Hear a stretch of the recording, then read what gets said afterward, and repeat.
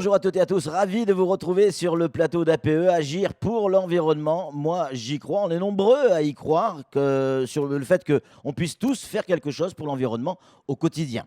Aujourd'hui, nous allons parler dans cette émission unique. C'est la seule émission hebdomadaire entièrement consacrée à l'environnement sur l'ensemble de l'océan Indien. Alors, on en profite puisqu'aujourd'hui, on va parler d'urbanisme et environnement. Anne-Constance, bonjour. Pourquoi avoir choisi ce thème ? Parce que certains des choix qui sont faits par les habitants en matière de construction mettent en danger d'autres habitants dans leur quartier et au-delà de leur quartier. Et dans un département où 80% de celui-ci est soumis aux risques naturels, c'est quand même très important d'en parler. Donc la manière dont on doit construire nos habitations est importante. On va découvrir tout ça avec cette émission consacrée à l'urbanisation et à l'environnement.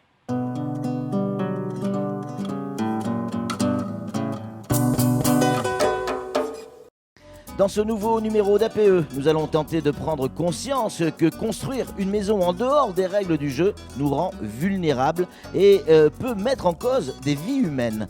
L'ensemble des quartiers de Mayotte est concerné et pas seulement les quartiers de maisons en tôle comme on pourrait le croire trop régulièrement. Notre équipe est allée sur le terrain pour nous faire découvrir en images les risques pour nos maisons et bien entendu pour nos vies. Sur le plateau, on va avoir la chance de pouvoir discuter avec Charlotte Mussig, chef d'unité risque naturel à l'ADEAL, et David Leclerc, qui est en charge, chef de projet tout au moins, de la rénovation urbaine du côté de la commune de Koungou. Et puis, bien évidemment, nous reviendrons en détail sur ce qui est mis en œuvre côté État et côté commune pour lutter le plus efficacement possible contre ces mauvaises pratiques. En fin d'émission, on retrouvera Anne-Constance Onguena. Nous ferons le point sur les chiffres clés relatifs à l'urbanisation. On le sait, 80% du territoire mahorais est soumis à un risque naturel. Toutes les communes de Mayotte sont concernées par le risque d'inondation. L'ensemble des habitations, donc de tous les quartiers urbanisés ou pas, peuvent être touchés. Cette vulnérabilité est encore plus forte, bien évidemment, pendant la saison des pluies. Pour faire changer ces mentalités, il y a des actions qui sont entreprises par des services, que ce soit des services communaux ou d'État. Regardez ce reportage signé Pierre Bellucci, Daniel Dunon et Saïd Oumrati.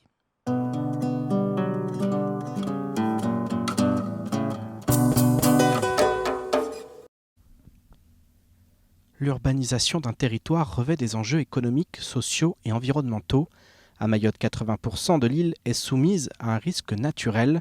Face à la croissance démographique et au manque d'offres de logements, de nombreuses habitations sont construites sur des zones soumises aux aléas. À Kaweni, la mairie de Mamoudzou tente d'agir pour protéger les habitants. Sur le quartier, la question de la pression urbaine, elle va se poser sur 3 volets.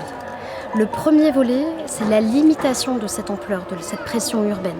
Donc la pose et la délimitation des contours et des limites d'urbanisation. Le deuxième volet, c'est la sécurité, la sécurisation des sites aujourd'hui pour les habitats et les habitants.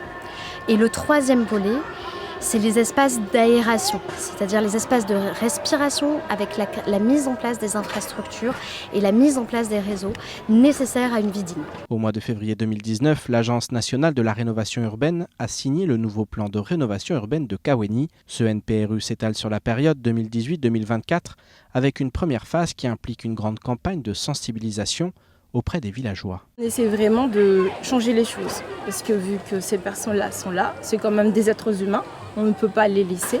Donc l'objectif étant d'adopter de nouveaux outils, des mesures aussi, pour les sensibiliser, leur aider en fait à réduire aussi leur vulnérabilité des risques sur le territoire.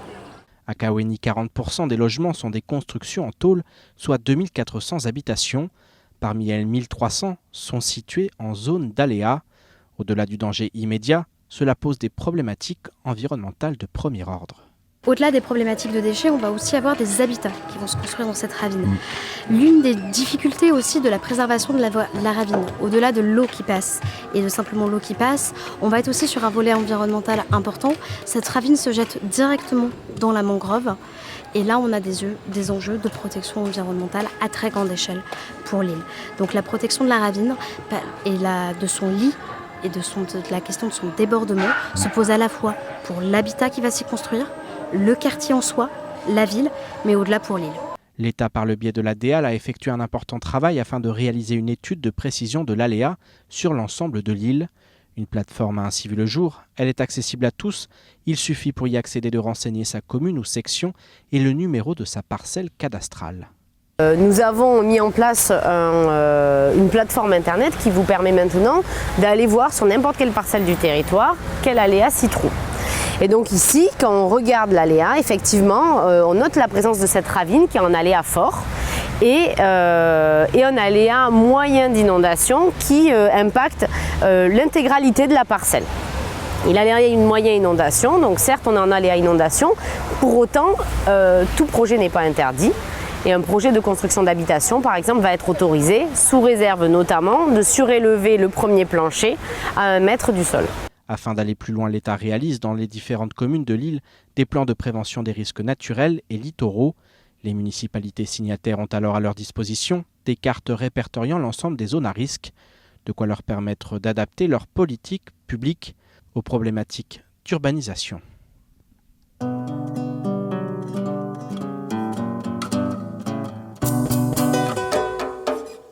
Merci à Pierre Bellucci et à toute son équipe pour ce superbe reportage. On a des invités sur le plateau. On va en profiter. Honneur aux dames. On a Charlotte Mussy qui est avec nous, qui est chef unité pour les risques naturels à DEAL. Charlotte, bonjour. Bonjour. On a également la chance d'avoir Anne-Constance Onguena du cabinet Incidence.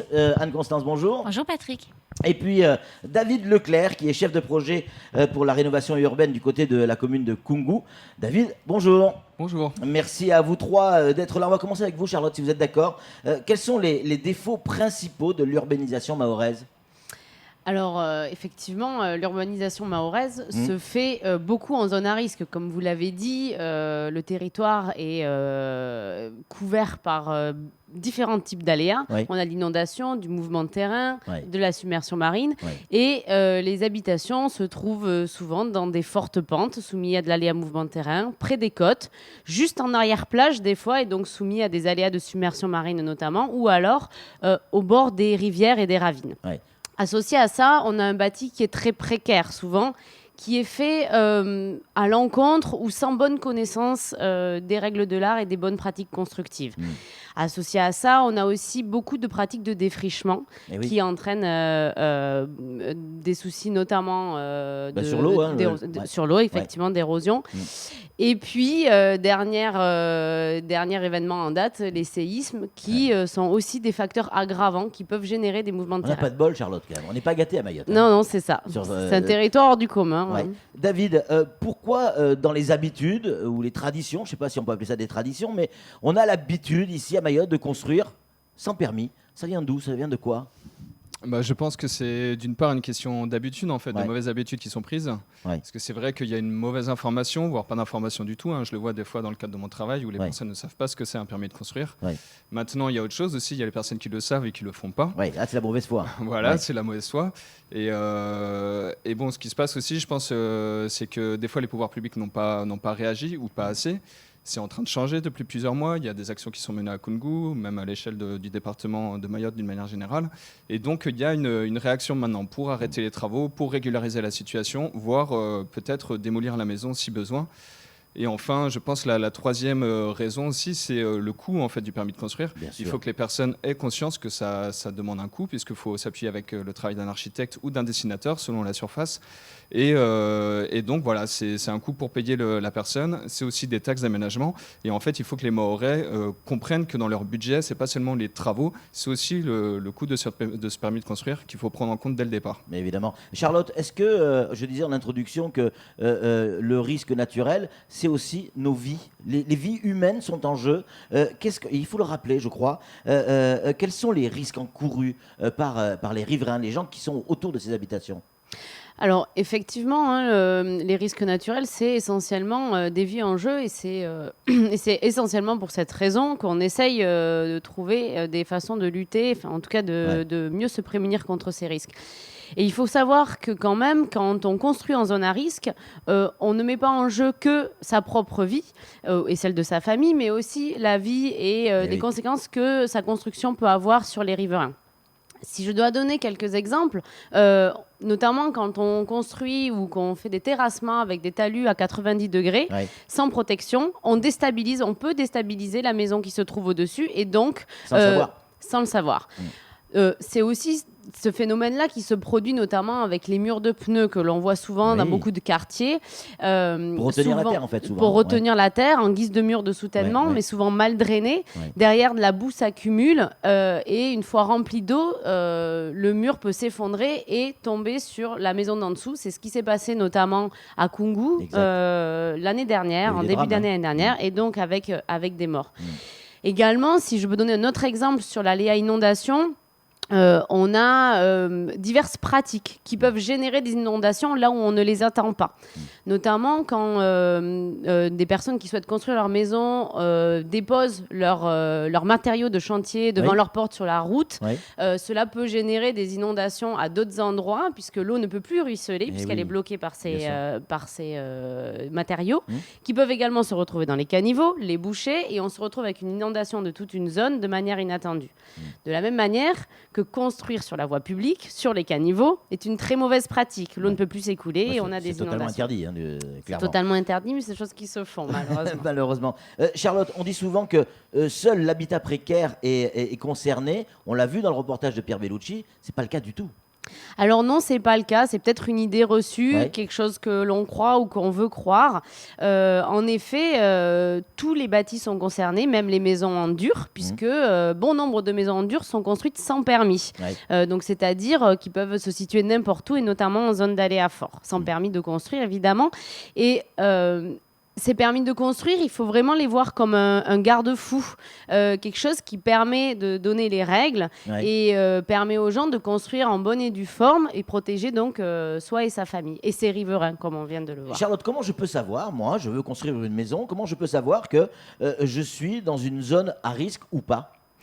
Alors, tout d'abord, à la DEAL, vous auriez toutes les informations. Je vous invite à venir nous voir. L'unité risque naturel, on vous donnera les aléas et même les prescriptions, ce que vous pouvez faire ou ne pas faire sur chacune des parcelles. Aujourd'hui, également, on a des plans de prévention des risques naturels qui commencent à être approuvés. Donc, notamment à la commune de Koungou, de Msamboro et de Akwa, là, à l'heure qu'il est. Et donc, les mairies ont ce plan de prévention des risques à disposition. Ils peuvent vous donner également le renseignement, au même titre que la préfecture. Et enfin, on est en train de mettre en place une plateforme Internet qui permettra à tout un chacun, depuis son smartphone ou depuis un ordinateur, de venir vérifier les aléas qui se trouvent sur tous les territoires de Mayotte, sur toutes les parcelles. Donc, depuis chez soi, sur Internet, on peut avoir toutes les informations. David, comment faire face à la situation pour protéger la population quand on est à la tête d'une commune ? C'est bien d'informer la population déjà. Je pense que c'est même le secteur clé. C'est qu'on doit sensibiliser les personnes. On doit être auprès de la population, mais aussi la population doit savoir qu'on est présent en mairie pour les conseiller, un peu comme avec la DEAL en fait, et qu'il ne faut pas hésiter à venir et à récupérer des informations qu'on peut leur donner. Mais est-ce que la commune peut anticiper sur le risque en disant, aller à la rencontre d'un certain nombre d'habitants, dire attention, là où vous êtes, d'abord c'est interdit et il y a un gros risque. On sait ce qui s'est passé déjà à Koungou, il y a eu des drames, Charlotte l'a rappelé tout à l'heure. Oui, exactement. On peut le faire et on l'a déjà fait. Maintenant, il y a beaucoup de zones à risque. Ça prend quand même une dimension qui est assez préoccupante. Donc, on peut le faire sur des quartiers où on a ciblé des opérations prioritaires, comme à Majicavo Koropa, par exemple. À des endroits où, à Koungou, par exemple, là où il y a eu des drames qui sont produits, on est vigilant aussi. On est vigilant à Trévani, à Longoni. Mais il y a toujours des situations qui nous échappent, en fait. Mais effectivement, on a une surveillance, on a un œil attentif sur ces zones-là, avec un passage de la police municipale. Et dès qu'il y a une construction qui est constatée, comme on l'a fait d'ailleurs en début d'année par 2 fois de suite à Majicavo Koropa, on démolit les constructions qui sont en cours. C'est clair. Charlotte, on n'en parle pas assez, on ne le dit pas assez, mais la mangrove joue véritablement un rôle pour le maintien de la terre. Alors, effectivement, c'est un écosystème qui... Alors, là, on parle plus d'érosion des sols. Effectivement, ça a un double rôle, à la fois de permettre d'éviter que les terres qui s'érodent en amont, dans les montagnes de Mayotte, arrivent au lagon. mais ça joue également un rôle dans l'autre sens, c'est-à-dire ce qu'on appelle de l'érosion du littoral, le fait que les marées, les vagues, etc. finissent par grignoter du territoire. Et on a pas mal d'endroits à Mayotte, donc les témoignages des anciens le disent, où la plage a reculé, la mangrove a disparu.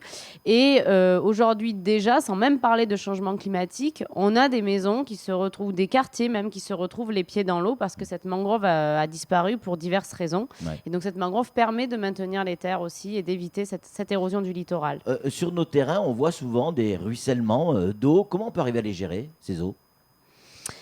Alors, la gestion de l'eau à la parcelle, elle est indiquée dans le plan local d'urbanisme. Premièrement, sur ce qu'il est possible les quantités d'eau qu'il est possible de rejeter ou pas. L'idée, c'est quand même d'arriver un maximum à gérer les eaux à la parcelle. Alors, ça passe par des gouttières, chose qui a très peu souvent sur les maisons à Mayotte, et se raccorder à un réseau d'eau pluviale. Après, quand c'est possible, on peut aussi préconiser de l'infiltration, mais ça, c'est pas possible dans tous les types de zones d'aléa. Notamment, l'eau est un moteur du glissement de terrain. Forcément. Et donc on est plutôt contre. Ouais. Concernant la remédiation, l'information, la sensibilisation, évidemment, c'est la clé. La pièce, les enfants de Mabawa est originale.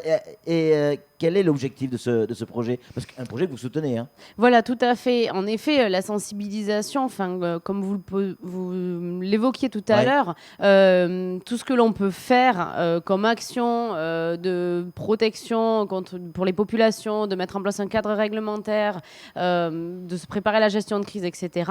Tout ça n'est rien si on n'a pas l'adhésion de la population et une prise de conscience collective. Et ça passe effectivement par des actions de sensibilisation. Aujourd'hui, on en mène plusieurs, mais celle qui est, me semble-t-il, particulièrement adaptée au territoire, c'est effectivement une pièce de théâtre que l'on a rédigée avec les enfants de Mabawa, qui a vocation à faire prendre conscience des risques naturels, notamment d'inondation dans cette pièce-là, et de la nécessité de demander un permis de construire. Et il faut s'adresser aux plus jeunes d'entrée ? Alors, on a deux versions de cette pièce de théâtre. Une version qui a lieu dans les villages, sur les places publiques, qui est une version de 45 minutes, donc là qui va plus loin, et une version beaucoup plus courte, une petite scénette d'une dizaine de minutes, qui a vocation à être jouée dans les collèges et les lycées, associée à une animation portée par les naturalistes pour expliquer et accompagner cette pièce de théâtre. Ouais, les médias se sont fait l'écho, c'est vraiment magique.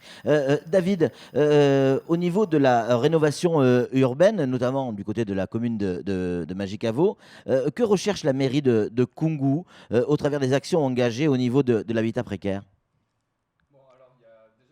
Projets de rénovation urbaine, c'est des projets qui sont globaux en fait. Donc ça concerne les logements, ça concerne la route, ça concerne les équipements publics. C'est des choses qui sont générales. En termes d'habitat précaire, il y a plusieurs choses. Là, on est en train de travailler en fait sur des travaux, alors d'une part de démolition, d'autre part de réhabilitation. J'insiste en particulier sur la réhabilitation parce que ça sera plutôt ce qu'on va privilégier. Et tout de suite, quand on parle de démolition, les personnes s'inquiètent, mais il y en aura certainement. Mais ça sera vraiment en cas de nécessité en fait et qu'on ne pourra pas faire autrement. Comment on agit ? En fait, on intervient tout simplement sur chaque ménage. On essaye de voir de faire des enquêtes sur le bâti, quels sont les problèmes, est-ce que c'est raccordé au réseau d'eau pluviale, comme on a pu en discuter. Il n'y a pas de réseau d'assainissement d'une manière générale. Hein. Mais donc, il y a des enquêtes sociales, des enquêtes bâties. Et après, on essaye de voir comment on peut améliorer le logement, comment on peut le connecter au réseau. Comment on peut, ça peut concerner les travaux de façade, les travaux sanitaires. C'est vraiment un cadre général. Alors, le projet de rénovation urbaine, les projets de rénovation urbaine, vont changer quoi ? Ce qui vont changer en fait, c'est qu'avec les deux actions combinées, sur les logements et sur la route, elle va permettre déjà d'améliorer la circulation, mais elle va permettre surtout de faire passer les réseaux. On va essayer de faire passer le réseau d'assainissement aussi, ce qui fait que tout pourrait être mis aux normes en fait, même au niveau de l'électricité, d'enfouir les réseaux. Donc tout ça va permettre, une fois que l'accès sera fait, de reprendre les logements. Et quand on va reprendre les logements, on va améliorer leur sécurité avec l'objectif qu'on souhaite atteindre et Ouais. qui sera inévitable, c'est de créer des logements sécurisés et sains. C'est-à-dire avec des sanitaires aux normes, c'est-à-dire avec une isolation parfois, avec des normes électriques, etc.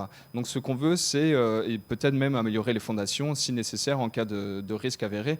Voilà, c'est de remettre cette question de la sécurité au cœur de la question de l'habitat, car c'est nécessaire. David, imaginons, j'ai un terrain du côté de Kungu, j'ai envie de construire une maison, comme tout le monde en fait. Hein. Oui. Comment je m'y prends? Parce que tout ce qu'on me dit là, ce que me dit Charlotte, ce que vous dites, vous David, ça fait peur. On se dit, ouais, attends, y a, les séismes, les glissements de terrain, il n'y a rien qui va à Mayotte. Comment je vais pouvoir construire ma maison? Non. En fait, c'est pas si compliqué. Hein. Il faut aussi que ce soit les Mahorais qui doivent faire cette démarche d'aller vers les communes et vers l'ADL quand c'est nécessaire. Il faut qu'ils déposent un permis de construire, tout simplement, qui sera instruit par la DEAL, parce que c'est pas les villes, pas la ville de Kungu en tout cas, qui instruit les permis de construire. Il faut qu'elle vérifie auprès de la ville ou de la DEAL les zones à risque. Il faut qu'elle vérifie la conformité de son projet avec le plan local d'urbanisme. Et ces choses-là, c'est pas forcément très compliqué en fait. Il faut juste qu'ils fassent cette démarche-là. Nous, en tout cas, on est prêts à recevoir, à accueillir, à sensibiliser. Et voilà. Pas très compliqué. Charlotte, tout de même, c'est quand même plus compliqué à Mayotte de construire une maison avec tous les risques que l'on connaît que sur une plaine de Corrèze. Alors, je ne connais pas la Corrèze, mais ce que j'aimerais quand même rajouter après David, c'est qu'effectivement, il faut faire l'effort d'aller demander un permis de construire, mais l'idée du PPR, donc du plan de prévention des risques naturels, c'est pas d'empêcher tout le monde de construire, mais c'est vraiment d'orienter les porteurs de projets vers des parcelles qui sont adaptées à la construction et de leur donner les règles qui leur permettront de construire sans se mettre en danger. Parce qu'il faut savoir, peut-être que les personnes qui nous regardent ne le savent pas, mais qu'en aléa moyen, que ce soit d'inondation ou de mouvement de terrain, on peut déjà faire plein de choses. C'est vrai. Ouais. Et on a vu aussi des constructions, je pense notamment à la CIM, qui était dans l'actualité il n'y a pas si longtemps que ça, où il y a eu des glissements de terrain. Le bâtiment, lui, a tenu, mais les pièces à vivre, les appartements étaient remplis de boue. Est-ce qu'il n'y a pas aussi moyen ou matière à travailler en amont par rapport à ça? En amont de ces fameux glissements de terrain ou des coulées de boue qui rentrent dans les appartements. Alors oui, alors bon, effectivement, il faut essayer de se mettre dans une situation la moins à risque possible. Mais quand je vous dis c'est constructible en aléa moyen d'inondation, je ne vous dis pas que vous n'allez pas avoir une inondation à un moment chez vous. Il faut effectivement, nous, on vous donne les règles pour éviter d'avoir une inondation. Par exemple, se surélever. Voilà. Donc, c'est possible de construire, mais il faut respecter les règles. C'est pas tout d'avoir un permis de construire. Il faut après respecter les règles qui vous sont énoncées dans le permis de construire. On peut donc construire à Mayotte. Il y a des règles, il faut les respecter et il faut les savoir. On peut aller à l'ADL, à la préfecture, dans les communes pour avoir des informations. Anne-Constance, depuis quelques années, le rythme des catastrophes naturelles augmente. On a des chiffres pour préciser ce type de ressenti. Est-ce que c'est un ressenti ou la réalité? Non, c'est la réalité. Depuis le début des années 2000, on estime que le rythme des catastrophes naturelles s'est accru de 46%, ce qui a des conséquences forcément dans un territoire, donc 80% de la superficie est couverte par un risque naturel, puisque ça accélère les risques. Et on estime que sur la seule année de 2016, les manifestations climatiques ont coûté à la planète 129 milliards d'euros, dont 99% dans des zones à risque. Combien de personnes ont construit sur une zone d'aléa fort ces dernières années? On estime, c'est une estimation, sur Mayotte, bien sûr, que 9 à 10 000 personnes supplémentaires ont installé leur habitation dans une zone à risque. Combien de logements sont concernés à Mayotte par ces risques naturels? 54 000 logements, ce qui représente 78% du parc d'habitation, ce qui est énorme. Et dans ces 54 000 logements, il y en a 11 900 qui sont soumis à un aléa fort. Le risque existe à Mayotte, on vient d'en parler. La seule solution, Charlotte, David, ils l'ont donné, la solution, se renseigner, construire avec un permis et puis surtout savoir être conscient des risques, c'est déjà savoir prévenir le risque. Merci beaucoup Charlotte d'être venue sur ce plateau. Merci à vous David. Merci à vous également Anne-Constance Onguena. Nous on va se retrouver évidemment la semaine prochaine. Ça sera toujours sur ce plateau avec d'autres invités et de nouvelles aventures bien sûr. D'ici là soyez prudents. Agir pour l'environnement au quotidien c'est possible. En tout cas moi j'y crois. Ciao.